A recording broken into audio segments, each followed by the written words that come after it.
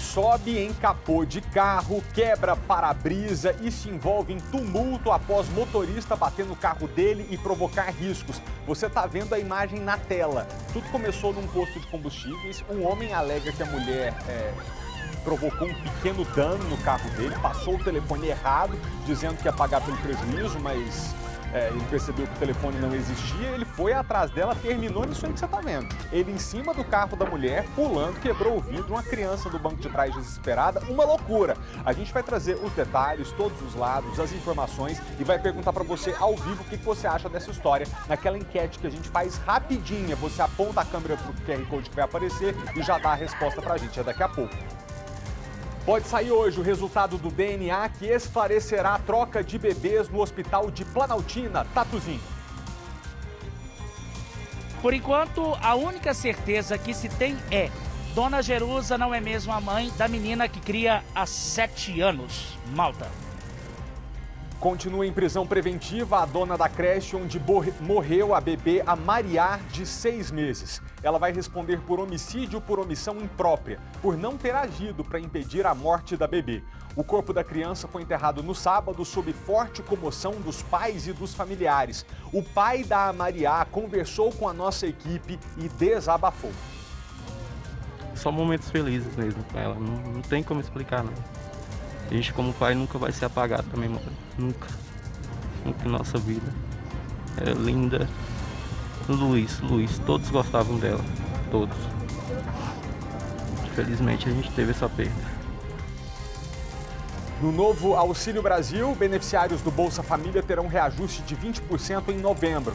O valor de R$ 400 é esperado para dezembro, mas ainda depende de aprovação do Congresso. Governo inaugura a unidade básica de saúde em Sobradinho. Na edição de hoje, você vai ver que tipo de atendimento você pode procurar lá na UBS. Na cerimônia, o governador trouxe outras informações importantes. Não é isso, Kátia Gomes? Deve retirar a obrigatoriedade do uso de máscaras em locais públicos na primeira quinzena do mês de novembro.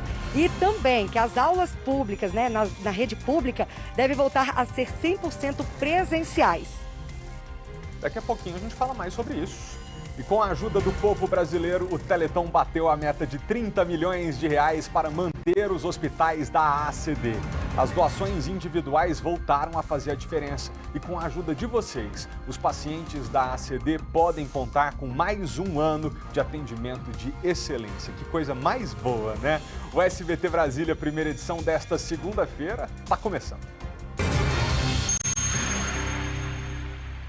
A gente começa então atualizando o caso dos bebês que teriam sido trocados em Planaltina. E a família só descobriu 7 anos depois, aquele caso que você está sabendo desde a semana passada.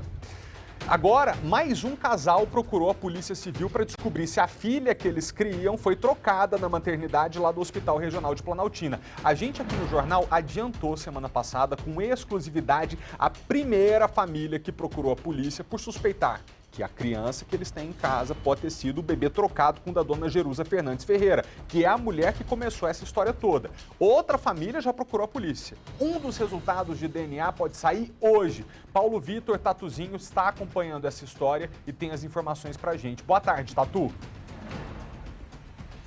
Oi, Malta. Boa tarde para você, a todos assistindo ao SBT Brasília, primeira edição, no DF e no entorno. Voltamos a falar desse caso que a gente começou a contar essa história na semana passada. Nós, inclusive, estivemos aqui na semana passada na porta do Departamento de Polícia Especializada, aqui no complexo da Polícia Civil do Distrito Federal, falando com a dona Jerusa. A dona Jerusa, uma mulher batalhadora, guerreira, que no ano de 2014, no dia 14 de maio, ela, por volta das 5h50 da madrugada, ela deu à luz a uma menina. Até então, tudo tranquilo, até ela deixar o Hospital Regional de Planaltina e seguir em direção à casa dela. Foi ali que começaram a ver, vizinhos começaram a questionar ela, até que depois de uma separação, o pai da criança teria ido procurar, levado a criança e feito o exame de DNA, comprovando de que a filha que estava com Dona Jerusa não seria a filha biológica nem dela e nem do esposo. Foi aí que Dona Jerusa procurou a Justiça, inclusive na época a Justiça, o Tribunal de Justiça do Distrito Federal e Territórios, ele deu uma decisão favorável a Dona Jerusa para que o governo do Distrito Federal pagasse uma indenização por danos morais no valor de R$300 mil. O GDF recorreu dessa decisão. Até hoje o caso continua na Justiça, mas só que agora é diferente. A Dona Jerusa ela já fez vários DNAs, comprovou-se realmente que a criança que está com ela, a menina de 7 anos, não é filha dela. E para a Dona Jerusa não há outra informação, outra hipótese, a não ser trocas de bebês lá no Hospital Regional de Planaltina. Inclusive, nós acompanhamos um momento em que ela veio fazer um outro exame de DNA aqui no Complexo da Polícia, porque agora é um pedido da Polícia Civil do Distrito Federal, no caso, a 16ª DP de Planaltina, que está investigando esse caso. E agora, após toda essa história da Dona Jerusa, teve uma repercussão muito grande no Brasil inteiro esse caso, essa troca de bebês lá no Hospital de Planaltina. Já 2 famílias procuraram a Polícia Civil, alegando que ambas mães deram à luz no Hospital Regional de Planaltina naquela madrugada do dia 14 de maio e acreditam que possa ter havido realmente troca de bebês naquele dia. A Dona Jerusa deu luz às 5h50 da manhã. E o curioso da primeira família que procurou a Polícia Civil, uma mulher também de Planaltina, ela alega que deu à luz 5 minutos depois. E um exame de DNA foi feito também na quinta-feira aqui na Polícia Civil para realmente confirmar se a filha não é dela ou não, dessa primeira mãe. Houve também a história de que uma segunda mãe também procurou a Polícia Civil para tratar desse caso. Ou seja, naquele dia que tudo aconteceu, Malta, segundo o prontuário da época, né, cerca de 8 partos aconteceram na maternidade do Hospital Regional de Planaltina, naquele dia em que a Dona Jerusa deu à luz junto com outras mães. Ou seja, essas mães procuraram a Polícia Civil ela mantém essa investigação sob sigilo absoluto por se tratar da idade das crianças, apenas 7 anos de idade. O SBT vem mostrando esse caso, inclusive com exclusividade, conversando com a Dona Jerusa, com outras pessoas também. Inclusive, nós entrevistamos hoje 2 advogados que acompanham o caso da primeira família que, após Dona Jerusa noticiar, o caso aparecer na mídia, procurar a Polícia Civil. Vamos ver o que esses advogados falam, como é que está o andar das investigações e como eles estão colaborando com a Polícia Civil e, principalmente, sobre o exame de DNA que já foi feito na quinta-feira e que o resultado deve sair no máximo 10 dias. Vamos acompanhar o que os advogados falam dessa primeira família. É lamentável o estado que minha cliente foi atendida naquele dia, né? Minha cliente revela que houve sim tumulto, foi muito conturbado. Ela, no momento do nascimento de sua filha, ela estava dopada, não estava em sã consciência e a criança nasceu sem um auxílio médico, sem um auxílio de um profissional, de enfermeiro. Foi um total descaso com a minha cliente. A bebê nasceu sem nenhum auxílio. Passados 5 minutos, apareceu o médico, aparece a enfermeira, faz o procedimento e leva a bebê para tomar banho, né? Passados mais 30 minutos que ela tem contato com a filha. Mas tem um contato com a filha, qual o nome da sua filha, qual é o seu nome? A bebê chega sem a pulseirinha.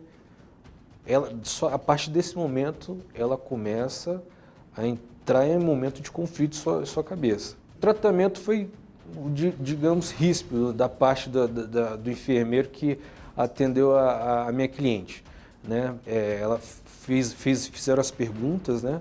Qual é o seu nome, qual é o nome da sua filha, e ela foi indagar. Por que esse tipo de pergunta? Foi questionar o motivo das perguntas, né? Aqui é um procedimento adotado pelo hospital. A cliente deseja colaborar com as investigações. Estamos aguardando sair o resultado do teste. No primeiro momento está totalmente abalada.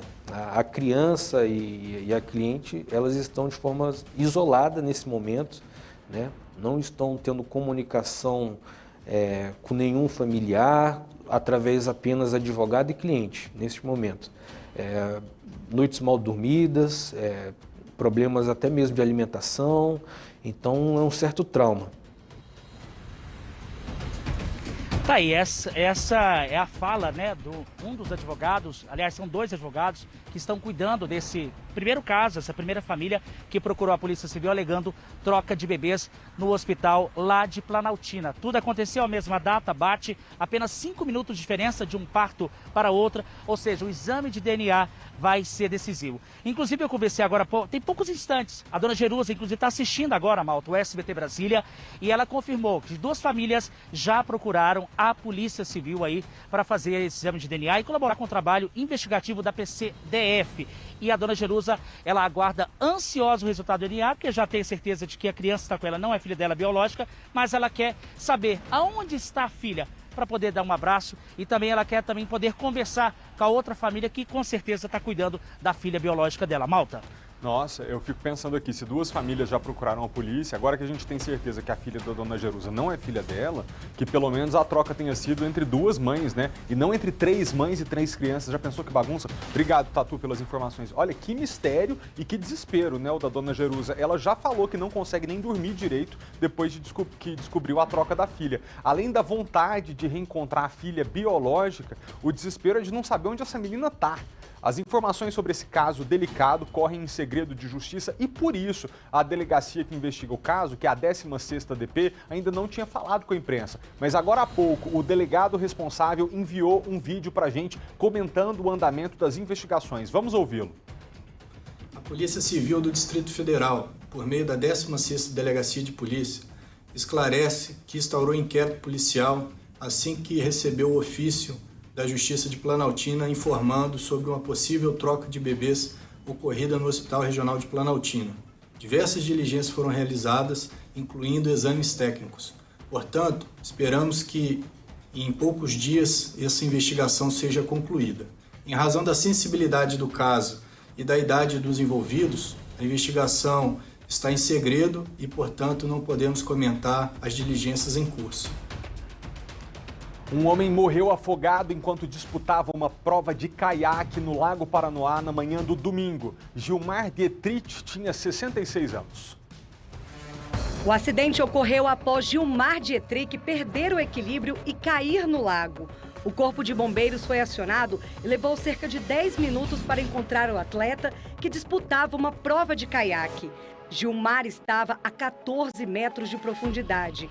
Ele foi levado para o cais do Clube Cotamil, onde a equipe aérea dos bombeiros tentou reanimá-lo por 40 minutos. Iniciou imediatamente o protocolo de ressuscitação cardiopulmonar. Infelizmente, apesar de todos os esforços, não foi possível reverter a parada cardiorrespiratória. Ao todo, 20 militares participaram da operação de resgate. A Polícia Civil foi acionada e periciou o local. Em nota, a Federação Brasiliense de Canoagem lamentou a morte de Gilmar Dietrich, que foi classificado como um atleta experiente. Em virtude do falecimento, a federação suspendeu as outras provas do 29º Campeonato Brasileiro de Maratona, que estavam previstas para o domingo. Para evitar tragédias como a de Gilmar, o Corpo de Bombeiros reforça as medidas de segurança que devem ser adotadas ao se praticar esportes aquáticos. Em caso de natação, que use sempre um material flutuante atado ao corpo, né? E que também use as margens do lago e evite se afastar para o centro. Em caso de uso de caiaques ou outras embarcações, também dê preferência para o uso das margens do lago e não se afaste das margens e principalmente que faça uso do colete.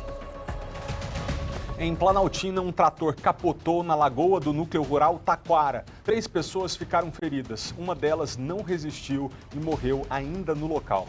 O passageiro de 63 anos ficou preso às ferragens e teve parte do corpo esmagado pelo peso da máquina. As outras 2 vítimas foram levadas ao hospital de Planaltina com fraturas pelo corpo. A perícia foi realizada e identificará as causas do acidente.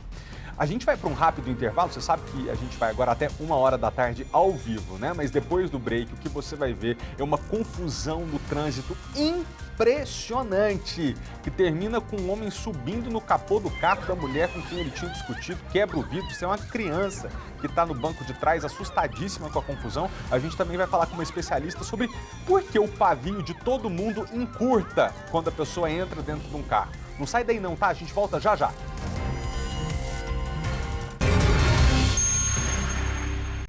Quem mora em Sobradinho 2 pode contar com mais uma estrutura pública para cuidar da saúde. Eu estou falando da nova Unidade Básica de Saúde, que foi inaugurada agora há pouco. A repórter Kátia Gomes acompanhou a cerimônia e conta pra gente. Kátia, com você. Boa tarde.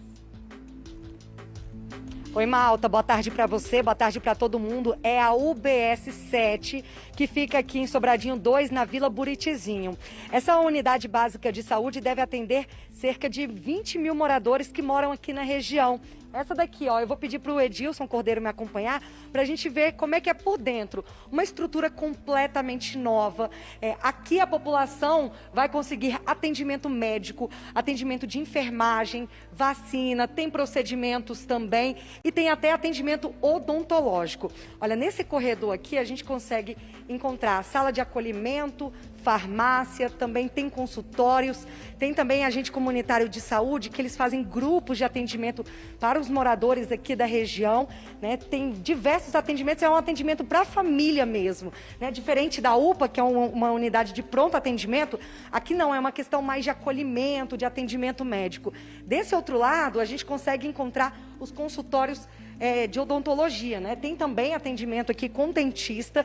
Eu vou mostrar aqui uma sala para vocês. Deixa eu ver, essa daqui tá aberta? Essa aqui tá aberta, olha.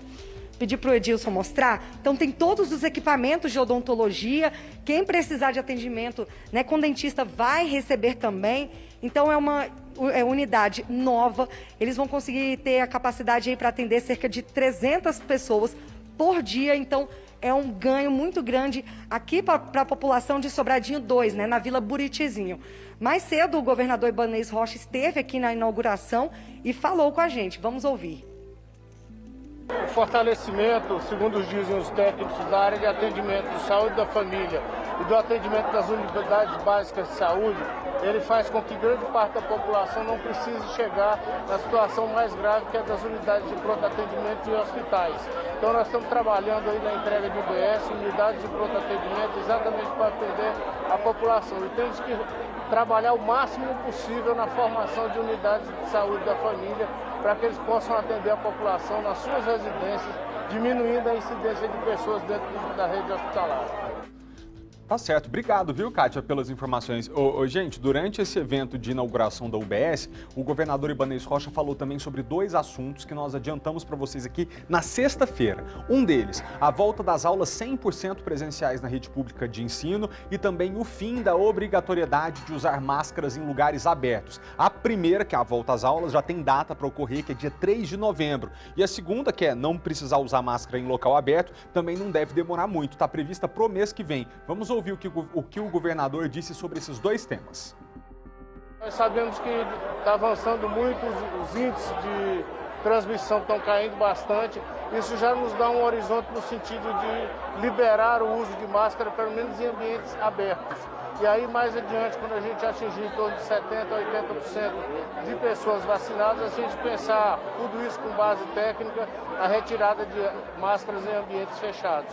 Nós estamos tentando voltar à normalidade o mais rápido possível, mas nós não podemos prever datas assim de forma muito segura. Em relação às áreas abertas, eu espero que na primeira quinzena de novembro a gente já possa retirar as máscaras durante esse período. Olha, eu tenho tranquilidade, já conversei muito tanto com o pessoal da área técnica quanto com o pessoal da Secretaria de Educação, e nós temos total condição de voltar com a educação em tempo integral, até porque essas crianças já estão indo às aulas semana sim, semana não.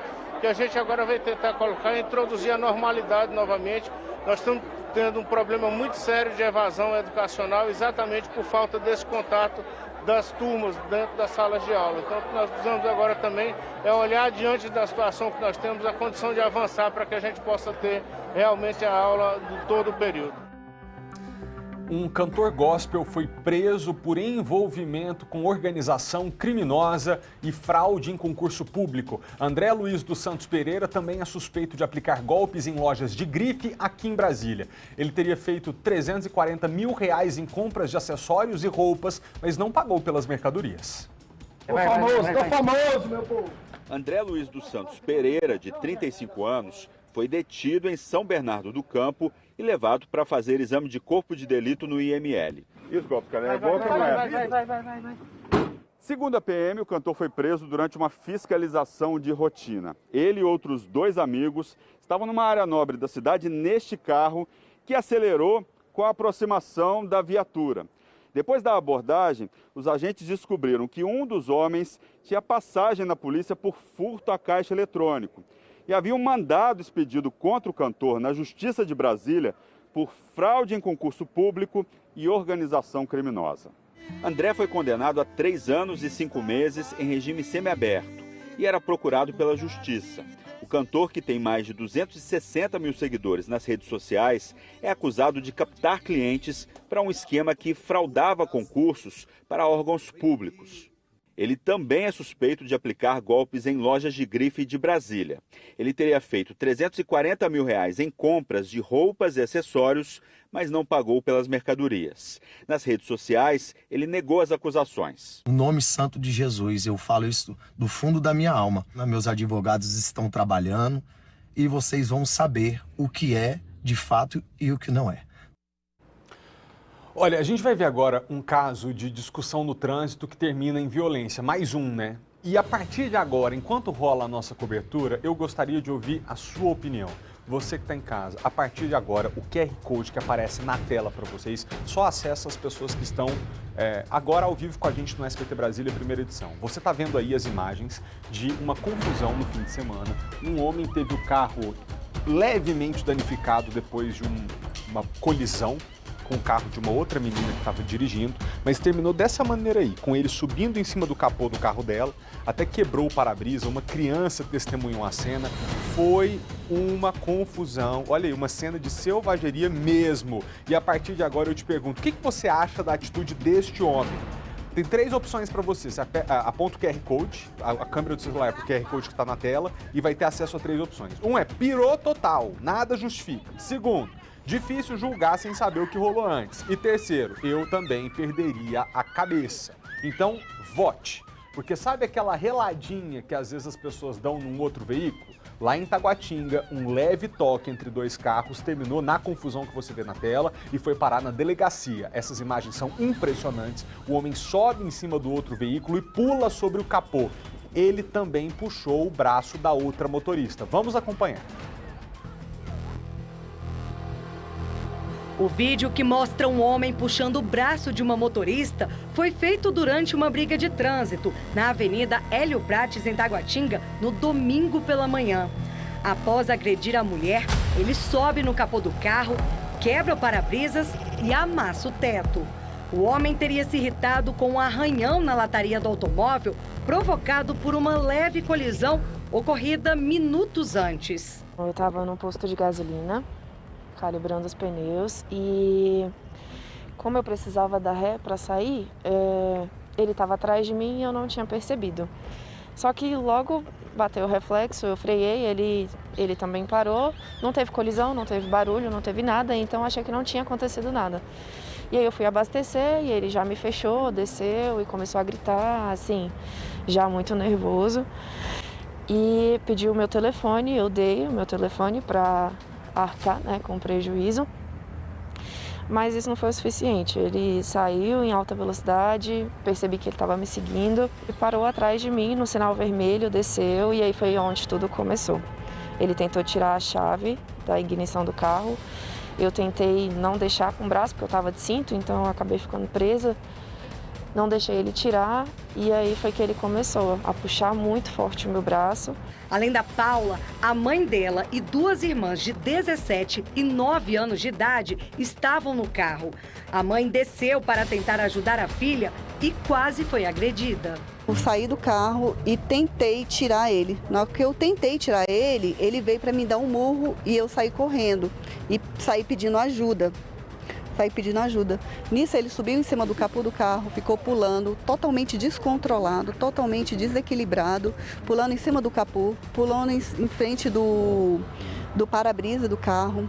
Cara, ali ele podia ter atingido a minha filha. Cristiane conta que a família também foi vítima de xingamentos racistas e preconceituosos. Ele estava com tanto ódio, que eu acho que se ele tivesse uma arma naquele momento, ele tinha matado, ele tinha atirado mesmo. E ficava xingando, sabe, de preta, de noiada. Então foi foi muito triste. Foi a Marcela, irmã da Paula, que filmou tudo. Ele estava descontrolado, né? Essa é a palavra. Falaram que ele tem problema psicológico, mas assim, uma pessoa dessa, caso ele tenha problema psicológico, realmente ele tinha que estar dentro de casa, tomando os remédios dele, né? E assim, pra mim não justifica aquilo que ele fez. Porque fazer aquilo com uma família, só tinha mulher no carro, é igual todo mundo falou. Se tivesse algum homem dentro do carro, ele não teria coragem de fazer aquilo. A gente se sentiu ofendida de todas as formas, porque ele foi agressivo, ele foi racista e, além de tudo, machista. O caso foi registrado aqui na 12ª Delegacia de Polícia em Taguatinga como lesão corporal, dano, injúria e acidente de trânsito sem vítima.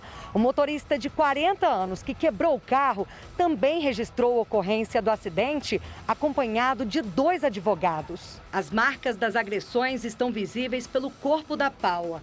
A vítima fez exame de corpo de delito no IML e o carro será periciado. Nem acreditar que isso aconteceu, assim, a gente saindo para comemorar um aniversário, para ir para um almoço e acontecer tudo isso. Então, assim, mexe muito com o emocional e estou extremamente abalada. Isso tem que parar, né? Isso tem que acabar, porque a violência não é justificável em nenhum momento, mas por um momento tão pequeno desse, tomou uma proporção, acabou com o dia de todo mundo.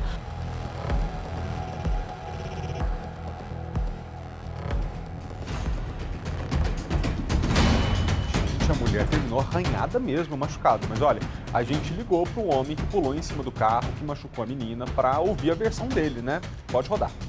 Ela bateu em 2 veículos dentro do posto, bateu em um e depois bateu em outro, passou o telefone errado, o telefone não existe, e mentiu sobre a questão do injúria racial, entendeu? Que eu não disse nada, questão de se é preto, se é branco, se é moreno, ou qual cor que seja, qual tipo de cor que seja, não falei nada sobre isso. O que o BO que deu foi a questão da injúria racial, entendeu? E eu não disse nada sobre isso. Ela evadiu do local, ultrapassando todos os semáforos vermelhos, entendeu? E quando chegou no local onde o semáforo se encontrava, havia muito mais trânsito. Então eu vi como ela evadiu do local, eu parei o carro atrás dela e tentei tomar a chave do veículo dela, que ela se apresentava transtornada.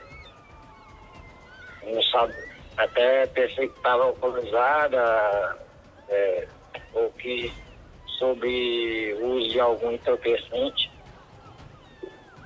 E aí, no momento, eu tentei atirar a chave da ignição dela, foi quando ela me agrediu de mordida, de unhada.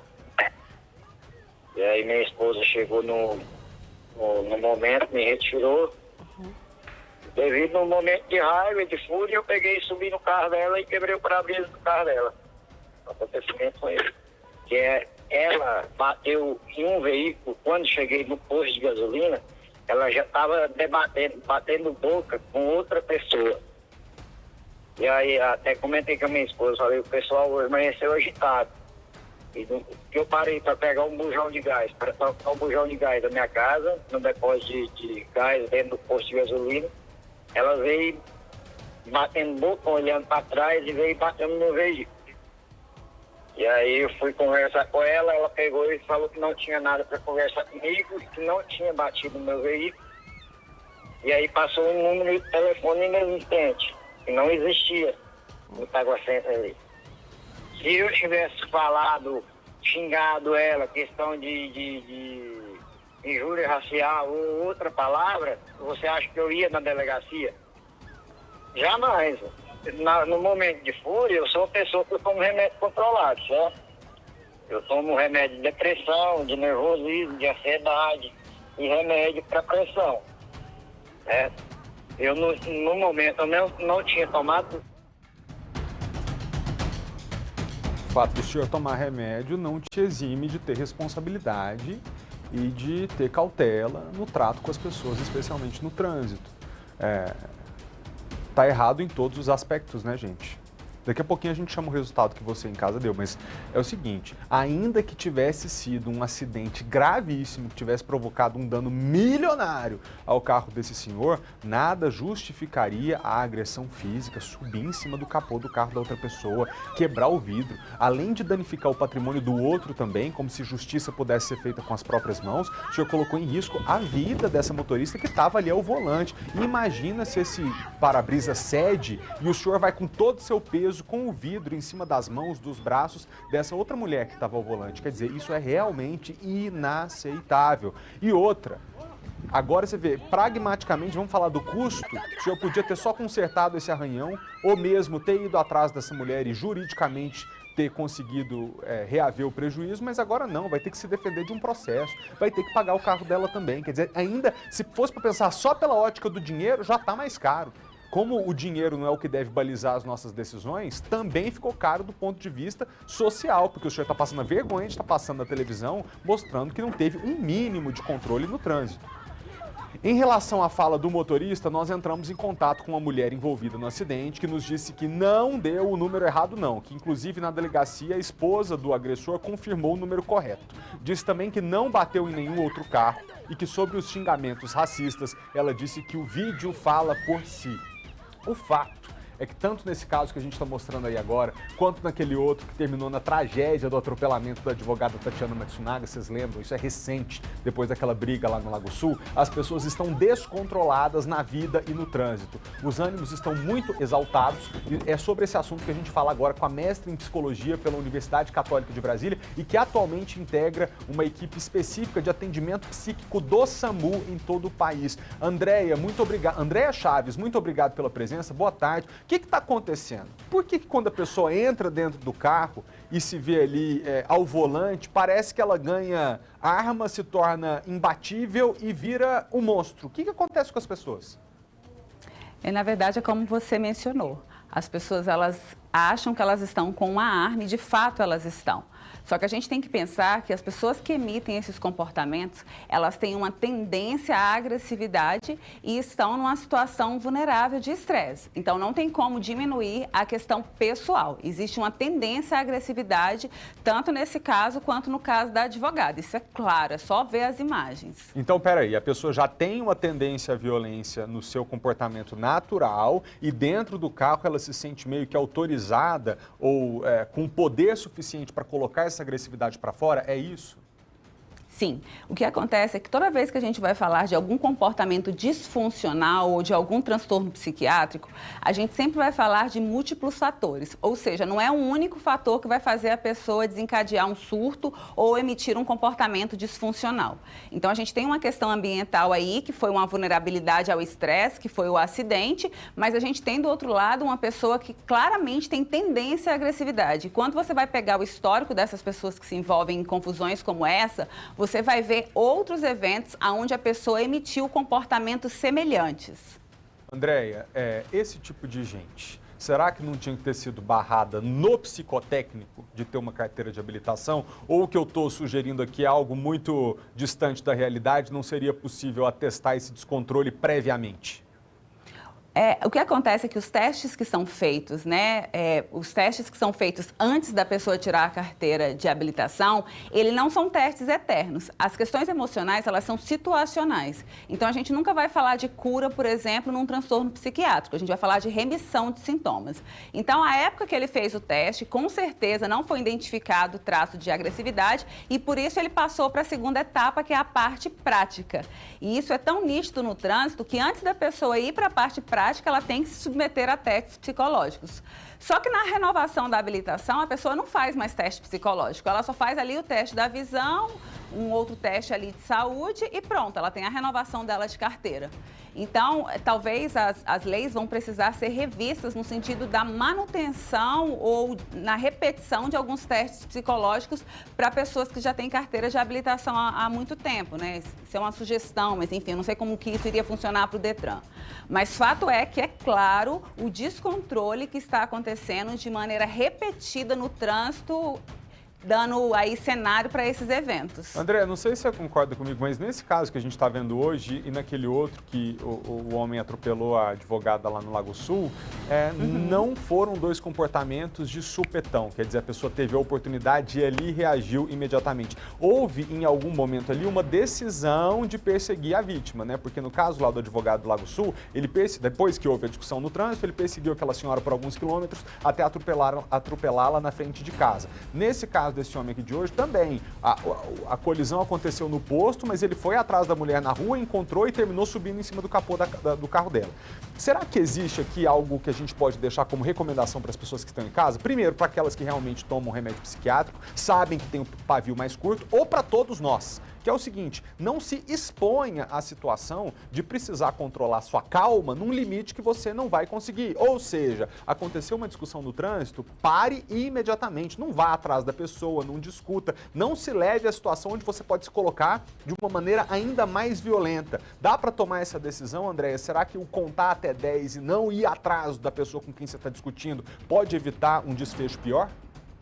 Na verdade, nós não podemos tomar nenhuma decisão emocionado com resultados que vão ser mais fixos em meio a emoções descontroladas. Então, não use as suas emoções para tomar decisões que vão te render coisas a médio e longo prazo. Essa é a dica para a vida, não só para o trânsito. Então, emoção nunca é uma boa conselheira. A gente dorme de um jeito e acorda do outro. Agora, uma coisa que eu acho importante falar, ele mencionou que ele toma remédio psiquiátrico. Na verdade, essa fala dele é uma fala totalmente equivocada, porque o fato de uma pessoa tomar medicação psiquiátrica não legitimiza ela a ter esse tipo de comportamento. Pelo contrário, se ele está num tratamento psiquiátrico regular, ele está controlando esse tipo de impulsividade. Então, ele pode até tomar remédio de maneira irregular, porque se ele estivesse fazendo um tratamento adequado, ele não teria esses comportamentos. E uma outra coisa que eu acho importante é a gente não associar falha de caráter, falha de conduta social com um transtorno psiquiátrico. Então, as pessoas, nesses momentos, elas acabam utilizando de subterfúgio a doença psiquiátrica para falar de comportamentos disfuncionais e agressivos, que nada tem a ver com o transtorno psiquiátrico em si.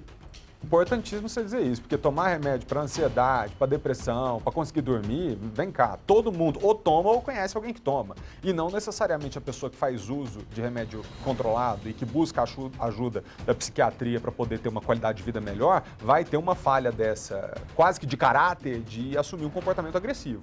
Então, muito obrigado, viu, André, pela presença. Antes de você ir embora, eu vou dar o resultado pro pessoal aqui de casa. O que os nossos telespectadores estão achando dessa situação? Se o diretor conseguir colocar na tela, será que a gente consegue? 85% dos nossos telespectadores acham que o homem pirou total, que nada justifica. 13% quiseram ali ficar no meio termo, disseram difícil julgar sem saber o que rolou antes, e 2%, ainda bem que uma minoria, né, disseram que eles também perderiam a cabeça. Vamos ver se tem, o Daniel do Gama diz: quem toma remédio controlado não devia nem poder dirigir. Se fosse um homem dentro do carro, ele não teria feito isso, foi covarde. E uma outra pessoa que não quis se identificar disse: queria que ele tivesse sido com alguma parente minha.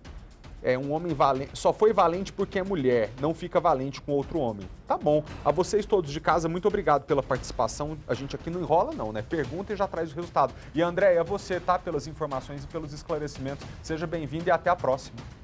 Muito obrigado, boa tarde. Valeu.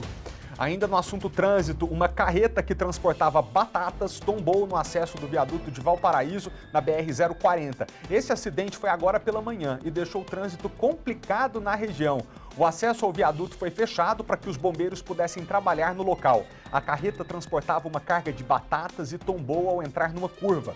O motorista, de 46 anos, teve um corte na cabeça e também ferimentos pelo corpo. Ele foi socorrido e levado ao Hospital Regional de Santa Maria, consciente e estável. Os bombeiros fizeram a contenção do vazamento de óleo para evitar um incêndio ali no local. No sábado, no cemitério de Planaltina, familiares se reuniram para o adeus a Mariá. A bebê de 6 meses foi encontrada morta na creche em que ficava na última quarta-feira. A despedida da pequena Amariá, de apenas 6 meses, foi no cemitério de Planaltina. Amigos e parentes vieram de outras partes do Distrito Federal para prestar a última homenagem à bebê. Os pais de Amariá são jovens. Valdemir tem 21 anos e Carol 20. Eles moravam em Arapuanga, que é um bairro pequeno de Planaltina, mas decidiram mudar para o centro da cidade justamente para ter acesso a um local com mais estrutura para deixar a criança. A creche tinha sido indicada por uma amiga do casal. A Mariá ficou lá por 2 meses. Entrava às 7 da manhã e saía às 5 da tarde, no período em que os pais trabalhavam. A dor não tem como explicar, é só Deus mesmo para confortar nesse momento. A Mariá morreu na última quarta-feira. Marina Pereira da Costa, uma das sócias da creche, disse aos pais que a bebê morreu engasgada. Um vídeo mostra o momento em que a mulher deixa o local com a Mariá enrolada em um pano, a caminho do hospital. Mas, segundo a equipe médica, a criança já chegou sem vida à unidade. Marina foi presa em flagrante e, no fim de semana, a prisão foi convertida em preventiva, ou seja, sem data definida para ela deixar a prisão. A outra sócia da creche deve aguardar as investigações em liberdade. O laudo sobre a causa da morte sai em 30 dias e vai permitir que a polícia conclua se foi um homicídio com ação ou se fica mantida a versão atual de homicídio por omissão. E seja feita à vontade de Deus, que se realmente ela fez uma barbaridade dessas, que ela possa arcar com as consequências.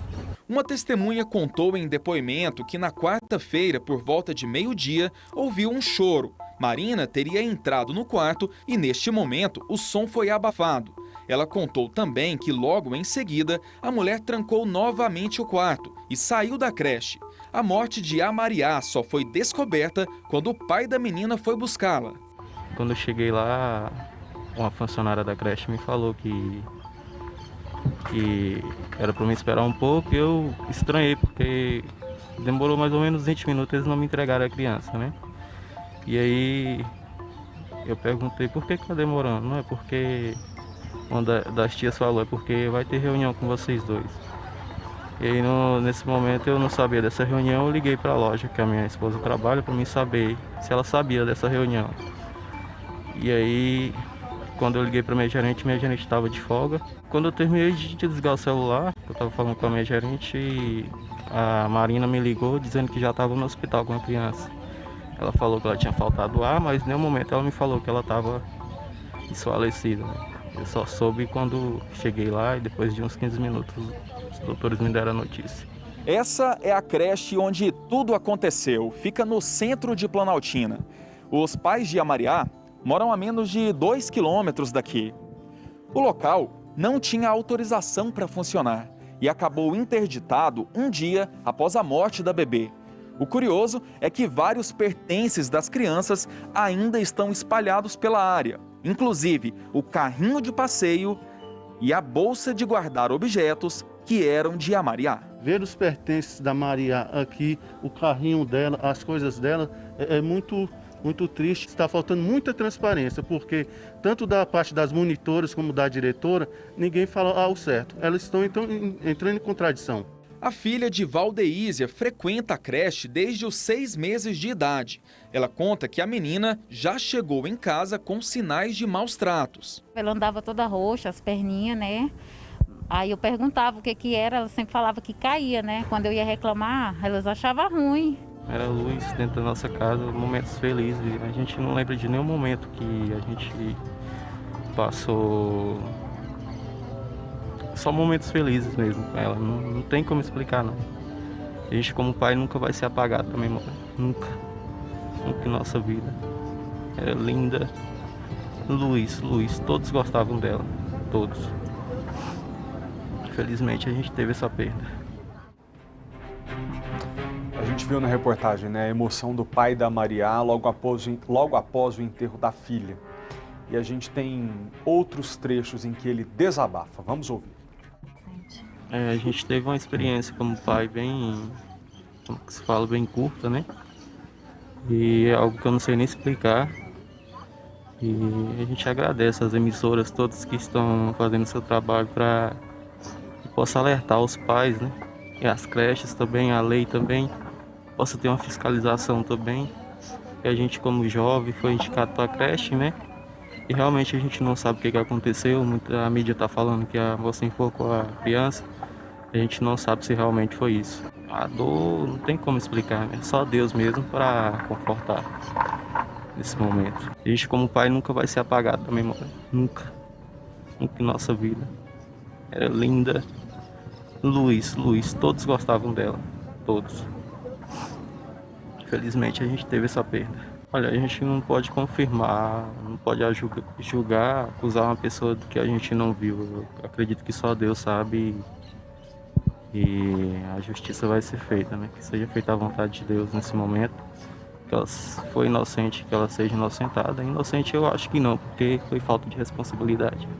Mas enforcar a criança eu acho que ela não enforcou.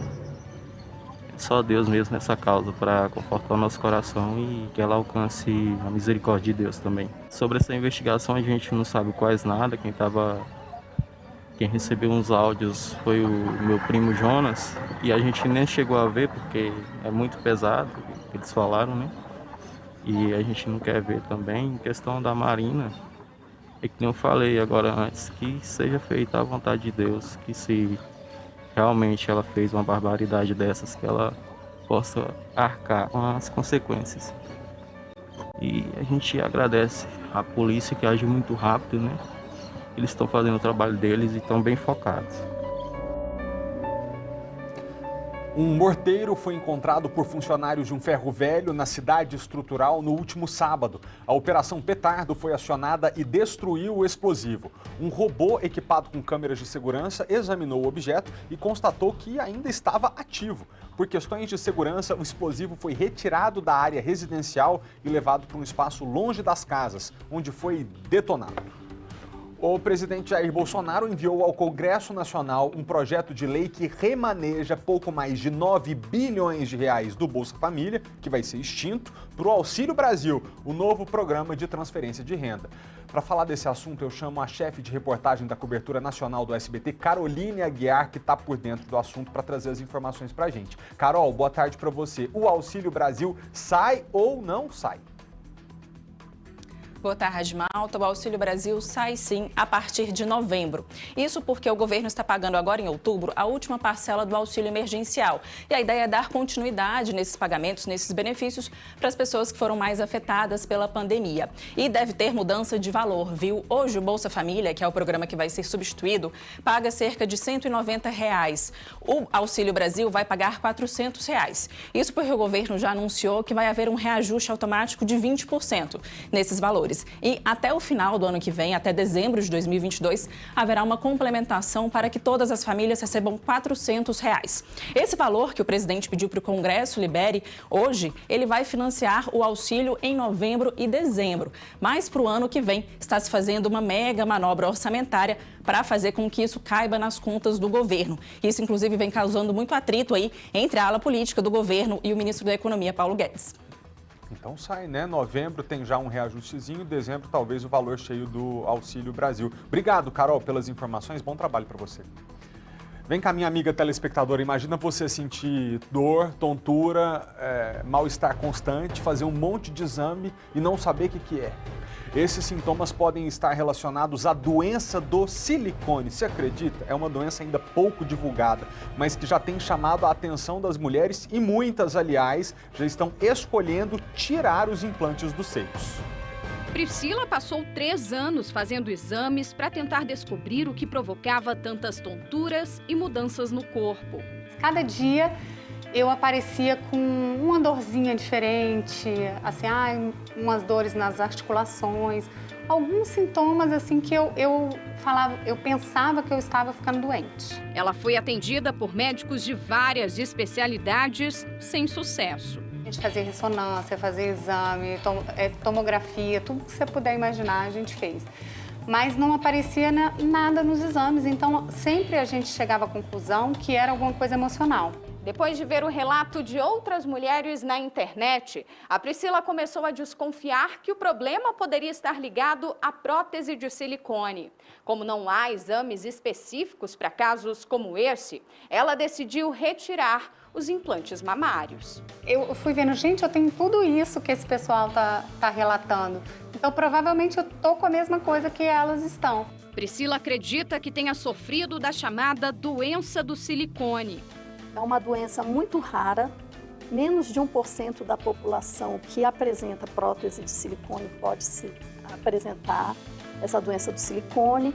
E ela é relatada como uma doença que tem sintomas muito inespecíficos, do tipo cefaleia, dor articular, alguma dificuldade respiratória, queda de cabelo. A doença ainda não tem comprovação científica. Estudos tentam identificar o que pode causar os sintomas em algumas pacientes. Acaba sendo um diagnóstico por exclusão. E, na verdade, a gente não tem como comprovar que aquela paciente realmente tem a doença do silicone. A cirurgia para aumentar os seios ainda está entre os procedimentos estéticos mais comuns no país. Mas, de acordo com a Sociedade Internacional de Cirurgia Plástica, o interesse pelo implante de silicone vem caindo. No último levantamento, em 2019, a procura pelo explante subiu 33% em relação ao ano anterior. Foram mais de 19 mil.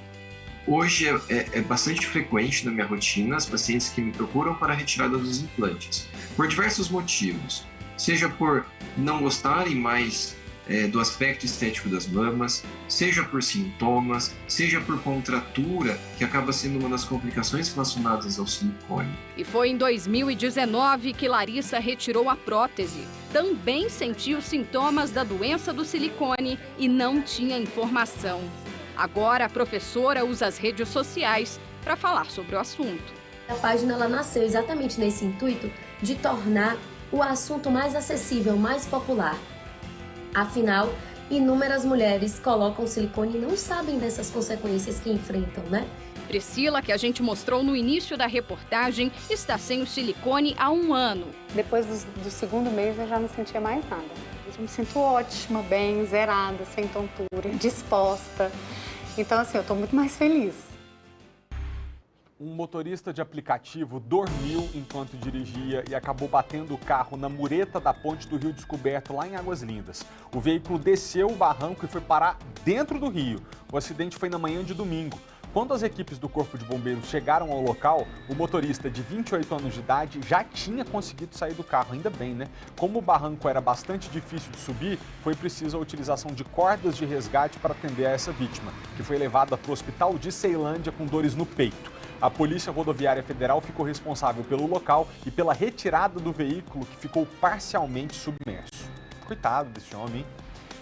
Ô pessoal, hoje é dia do dentista, sabia? Muita gente ainda tem medo, né, de fazer tratamento dentário, principalmente as crianças. Mas a situação tem mudado, porque muitos profissionais têm adotado maneiras lúdicas para o procedimento ser um pouquinho mais divertido. E esse é o caso do tio Paulo, o dentista que tem quase 2.400.000 seguidores no TikTok. Já pensou? A alegria e a forma diferente de atender tem atraído crianças e adolescentes para o consultório dele. Tudo para ajudar a vencer o medo de encarar as consultas no dentista. É sempre assim, muitas gargalhadas. Para de graça! Por aqui, a dor e o medo não tem vez.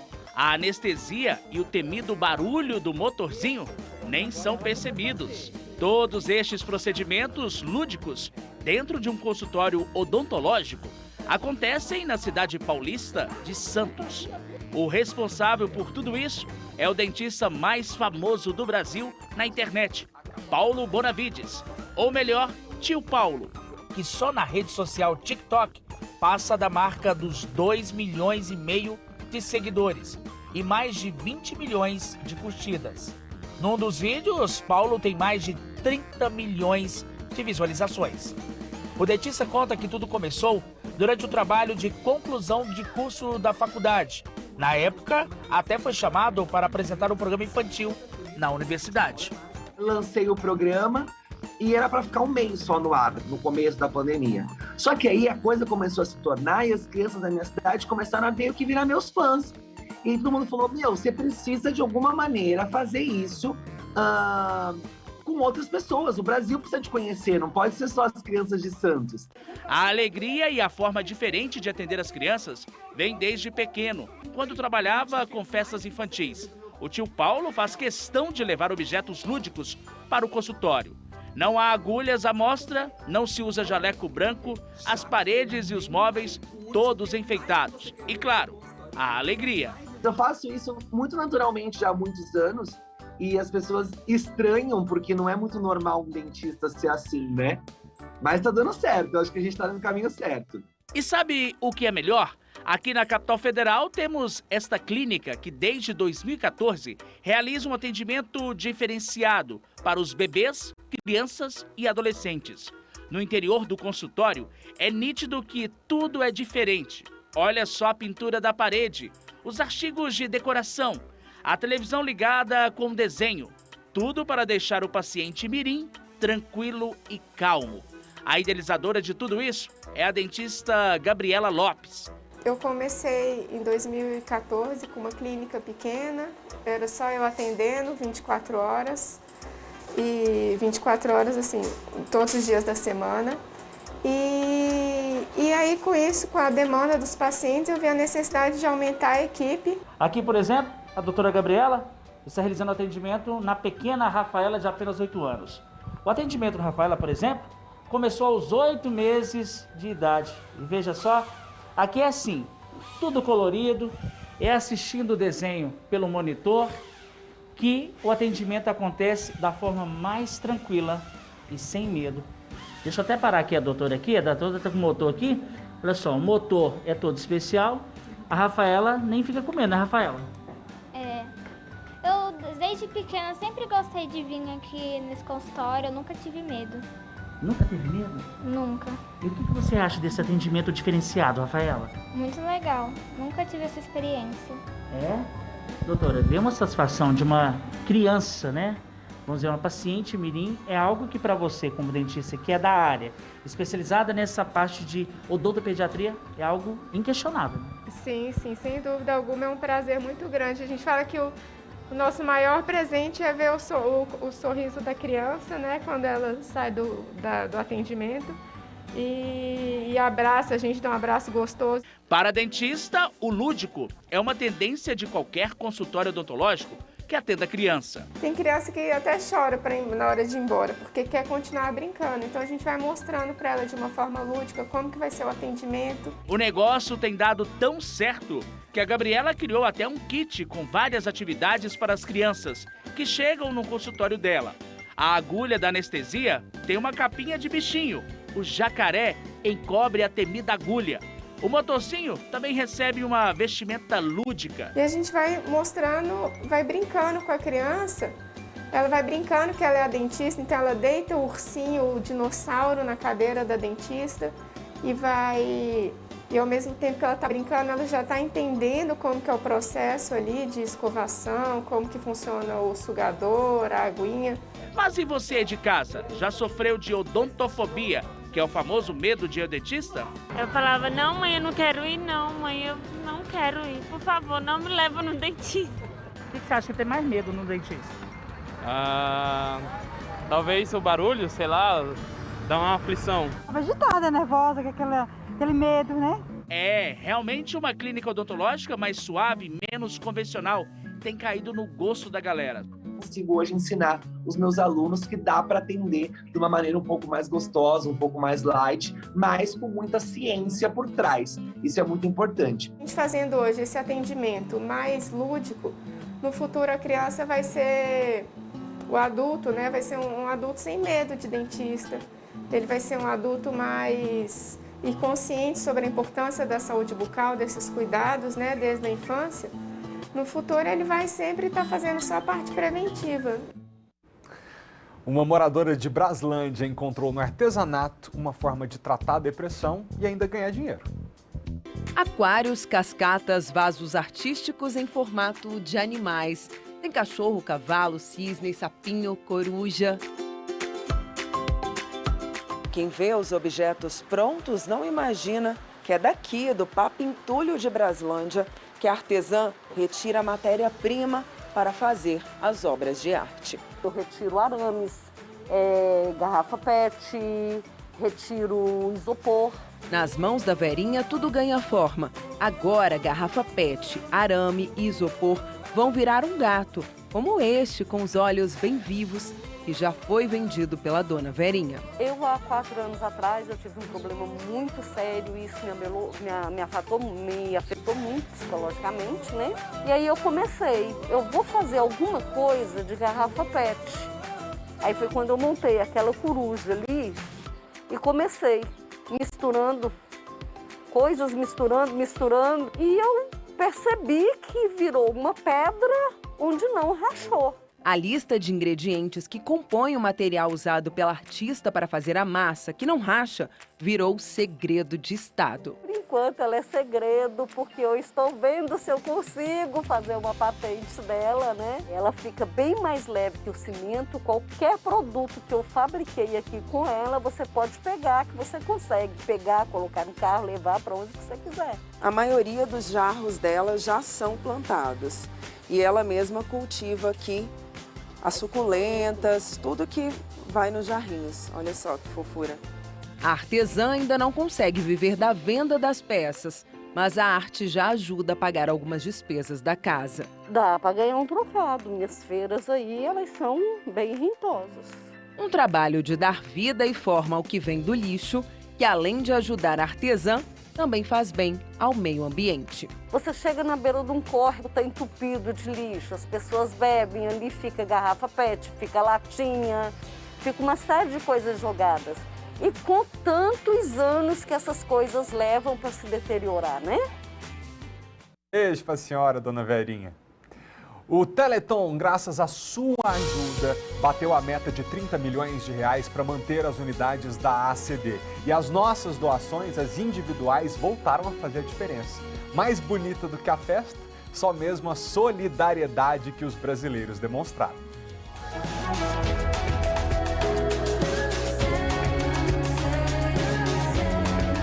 Na abertura, a leveza dos movimentos do balé.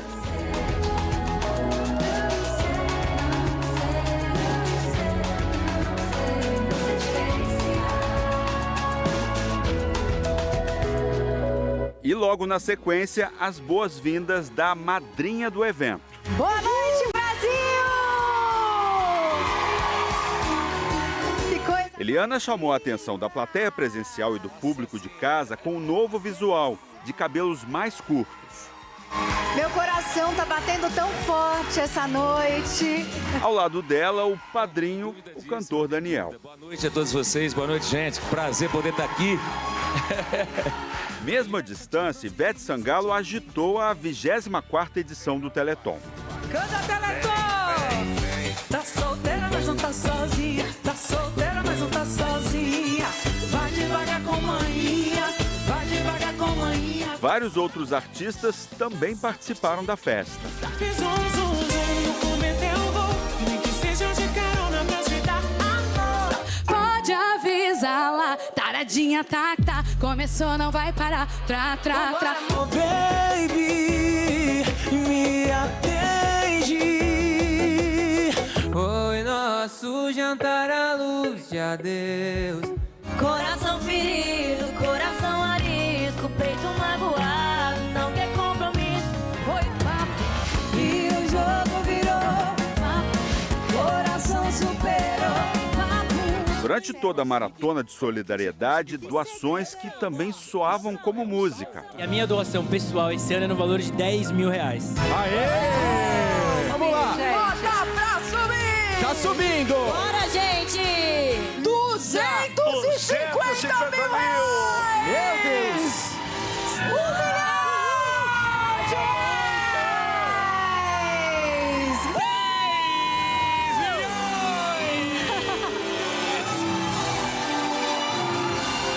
Artistas, apresentadores e outras celebridades se uniram para pedir doações. A gente está nesse momento de pandemia, dificuldade, mas o pouco que você tem, pode ter certeza, se você doar, Se você pensar no próximo, Deus que tá lá em cima, tá aqui dentro do meu peito, vai te retribuir, pode ter certeza. Amém. Quando você menos espera, a sua generosidade volta, mas volta carregada de coisa boa. É verdade. São muitas crianças que precisam da nossa ajuda, são muitos jovens, são muitas pessoas, muitas famílias. Muito obrigada, em nome da minha família, mas principalmente do meu pai, por todos esses anos que nós estamos juntos, em um só coração, construindo o futuro de tantas crianças e tantas famílias.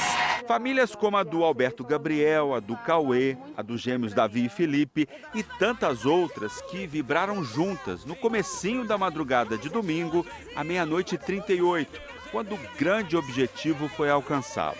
É a sua moeda, é seu Pix. Gente, é seu R$1. Tá dando um troco.